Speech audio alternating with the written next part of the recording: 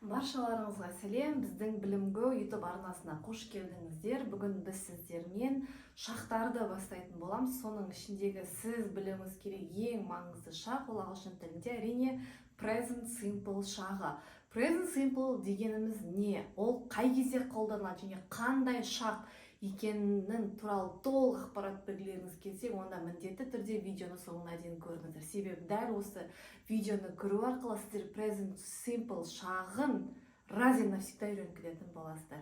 Ал кеттік. Present simple дегеніміз не? Present simple жай осы шақ. Present дегеніміз жалпы осы данный момент дегенді білдіретін болса, simple деген қарапайым жай дегенді білдіреді. Present simple дегеніміз күнделікті қайталанатын немесе дағдыға айналған іс-әрекет.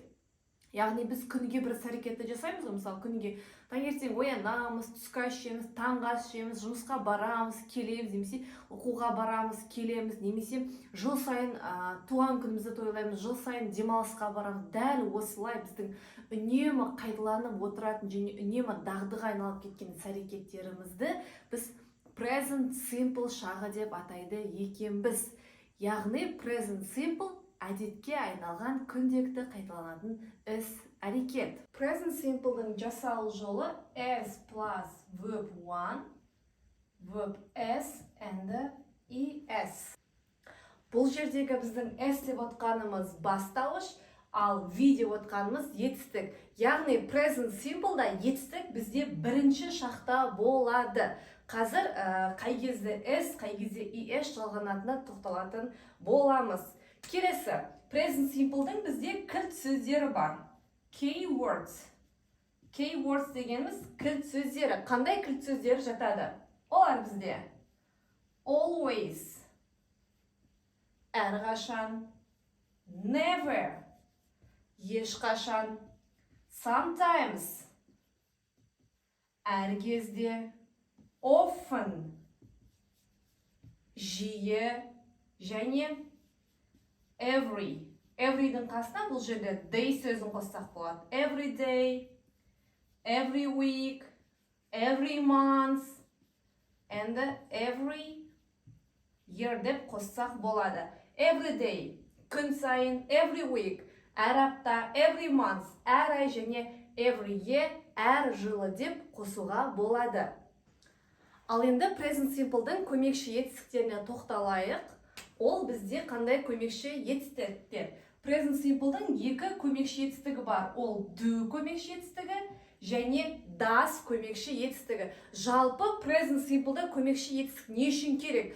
Сөйлемді болымсыз түрге айналдыру үшін және сөйлемді сұраулы түрге айналдыру үшін бізге міндетті түрде осылай do және does көмекші етістіктері қажет болады.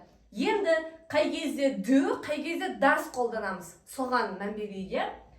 Егер I, we, you, they немесе екі адам болған кезде, екі немесе одан да көп адам болған кезде біз осы do көмекші етістігін қолданады екенбіз.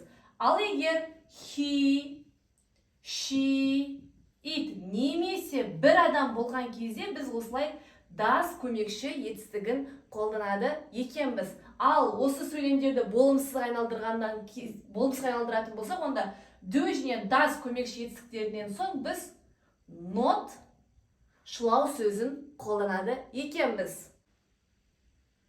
Do көмекші етістігін біз болымсыз түрге айналдырған кезде қысқартып don't деп айтсақ болады. Ал does көмекші етістігіне not жалғап, оны қысқартып біз doesn't деп айтсақ болады. Мысалы, I don't and he doesn't деп осылай қысқартсақ болады. Сонда present simple'дың көмекші етістігі ол бізде do және does көмекші етістіктері екен. Осылай есте сақтаймыз. Present simple'дың мезгіл істеулерін үйрендік, көмекші етістіктерін үйрендік. Ал енді біз назар аударатын мынау VS және VES. Жалпы бұл не? Қай кезде қолданамыз? Енді осыған қараймыз. Егер біздің етістігіміз he, she, it немесе бір адамның есіміден басталатын болса, Онда осылардан кейінгі келетін етістікке біз S немесе ES жалғауын жалғаймыз. Ал қай кезде ES жалғауын жалғаймыз? Егер біздің сөзіміз X, CH, SH, TCH, немесе O, немесе S әріптеріне аяқталатын болса, онда сол етістіктерге біз ES жалғауын жалғайды екенбіз. Қазір мысал келтіріп көрейік. Мысал үшін мына жерде watch сөзіне мына жерде TCH әрпіне аяқталып тұр. Сондықтан біз оған ES жалғайды екенбіз. Қазір енді осы VH және ES жалғауларына мысал келтіріп, тағы да бір түсініп алатын боламыз. Ал енді мысал келтіріп көрейік. Example. Мысал, бұлай тапсырма келді делік, дәл осылай. Мысал, I деп тұр. Мұнда жақсаның ішінде example clean. Clean, тазалау, я? My room. Дәл осылай my room, мұна жерге everyday дейік. Мезгіл істеуін жазайды. Everyday. Осылай сөйлем келді. Осындай сөйлемді present simpleға аш дейді жақшаны. Ол кезде қалай орындаймыз?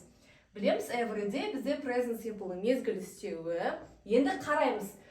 Біз жаңа айттық, егер біздің етістігіміздің алдында he, she, it болса, онда ол етістікке біз s, es жалғаймыз деп. Ал he, she, it болмаса, қалған есімдіктер болса, ол мысалы I, we, you, they немесе екі немесе одан көп үш адамнан басталатын болса, онда сөйлем, онда жақшаның ішінде етістіктің өзін жаза саламыз. Жақшаның ішінде етістік clean бар, clean сөзінің өзі жазылады. Сонда I clean my room every day. Мен өз бөлмемді күніге тазалаймын. Енді осыны болымсыз сөйлемген алдырып көрейік. Мен бөлмемді күнде тазаламаймын деп қалай айтамыз. Ол кезде әрине бізге көмекші етістік қажет болады. I болғандықтан біз do көмекші етістігін жалғаймыз. Болымсыз болғандықтан оның қасына біз notты қосамыз. I do not деп айтсақ болады, немесе do notты біз қысқартып don't деп те айтамыз дедік. I don't clean my room every day. Бұл бізде болымсыз сөйлем. Енді осы сөйлемді сұрауға айналдырып көретін болсақ, онда мына do көмекші етістік бізде сөйлемнің алдынан шығады. Сонда do, екінші subject бастауыш шығарамыз. Do I. Тек мына екеуінің орны бір-бірімен ауысады сұрау сөйлемде. Do алдына шығады, I екінші тұрасына. Do I. Үшінші, мынау етістігіміз тұрады біздің. Do I clean. Одан кейін қалған сөз таптары ол мүмкін толықтауыш, мүмкін пысықтауыш, я? Do I clean my room every day. Дәл осылай сөйлемді сұраулы түрге айналдырсақ болады.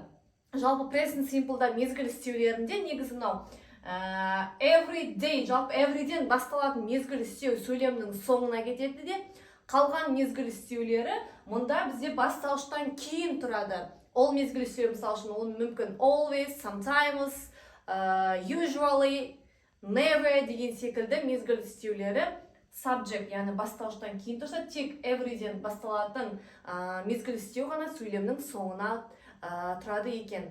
Мынау бізде V1, яғни етістік бірінші формадағы болған кездегі мысал. Енді біз VS, ES, қай кезде S, қай кезде ES жасалатындығына мысал келтіретін болайық. Міндетті түрде видеоның соңына дейін көріңіздер. Ал енді VS, ES-ке мысал келтіріп көрейік. Example, he-ден бастайық сөйлемде. He ол бізде ол. Дәл осылай келеді. Wash his car every example Sunday. Дәл осылай сөйлем келді. Осы сөйлемді біз present simple'да ашуымыз керек. Енді қараймыз. Сөйлем неден басталып тұр? Міне сөйлем бізде he есімдігінен басталып тұр. Жаңада айтып кеттік, егер біздің сөйлеміміз he, she, it немесе бір адамның есімі болып басталатын болса, онда жақшаның ішіндегі етістікке біз s немесе es жалғауын жалғаймыз деп.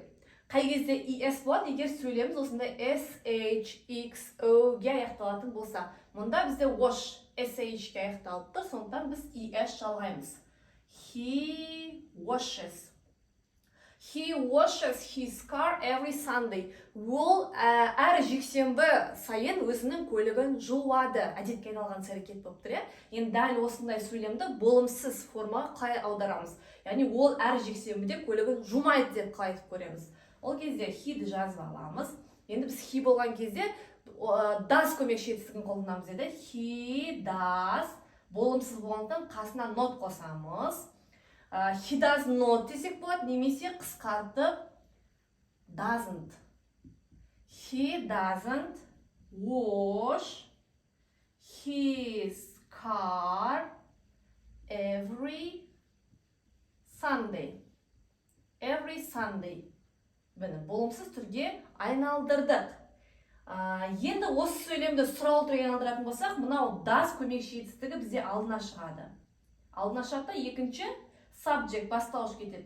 Does he wash his car every Sunday? Ол әр жексенбіде өзінің көлігін жуа ма деп жауап берсек болады. Егер иә дейтін болсақ, yes, he does. Жоқ деп жауап беретін болсақ, no, he doesn't деп қысқа түрде жауап берсек болады. Міне present simple бізде дәл осылай жасалады екен. Let's practice. Ал енді тапсырма орындап көрейік. Қазір мен бұл жерге сөйлем жазатын боламын.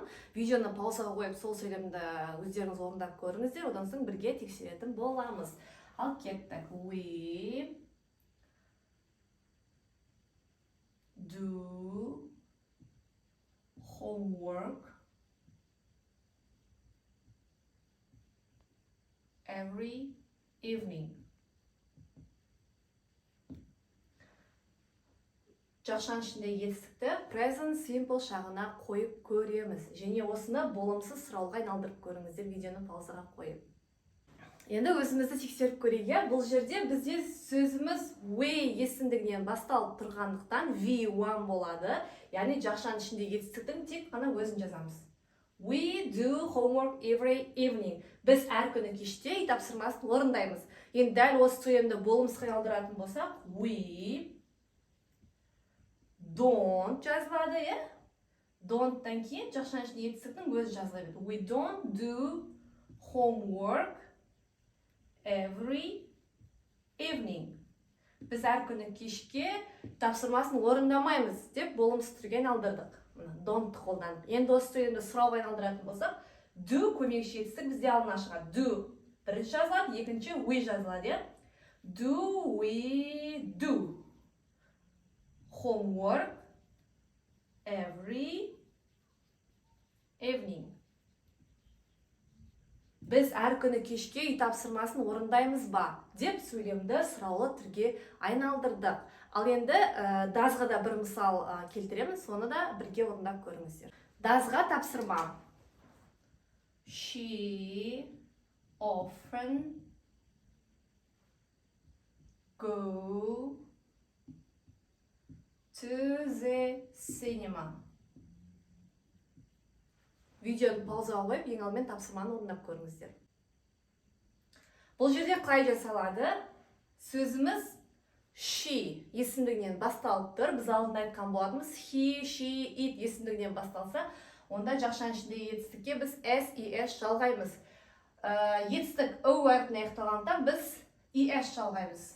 She often goes to the cinema. Ол қыз жиі кинотеатрға барады. Міне, often сөзі есімдіктен кейін тұр. Енді осы сөйлемді болымсызға айналдырып көрейік. Онда she-ді жазамыз. Және she болған кезде әрине бізде болымсыз кезінде does көмекке келеді. Doesn't go. Осы жерде назар аударатын жайт, does болған кезде мынау es жазылмай етістік бастапқы формаға түсіп қалады. Не осылай? Does болған кезде does'дан кейін етістік в1-де тұрады. Мына жерде doesn't, мына жерде goes деп тұрмайды. Яғни в1-де тұрады. She doesn't go to the cinema. Бұл бізде болымсыз сөйлем. Енді осы сөйлем сұрауға айналдыратын болсақ, does алдына шығады. Does she often go to the cinema? Міне, does тұр, одан кейін subject тұр, одан соң мезгіл үстеуі тұр, often, одан кейін барып етістік тұр. Етістік бізде байқасаңыздар es жоқ, себебі es мұндағы doesға кетіп қалады. Яғни does'дан кейін v1 тұрады екен. Бүгінгі біздің present simple шағы сіздерге түсінікті болды ма? Егер түсінікті болса, онда біздің білімгі YouTube арнасына міндетті түрде тіркеліп, лайк басып, комментарий қалдыруды ұмытпаңыздар. Себебі дәл осы білімгі YouTube арнасына сіздер ағылшын және орыс тілдерін тегін, оңай әрі тез арада үйреніп алатын боласыздар. Have a nice day, goodbye.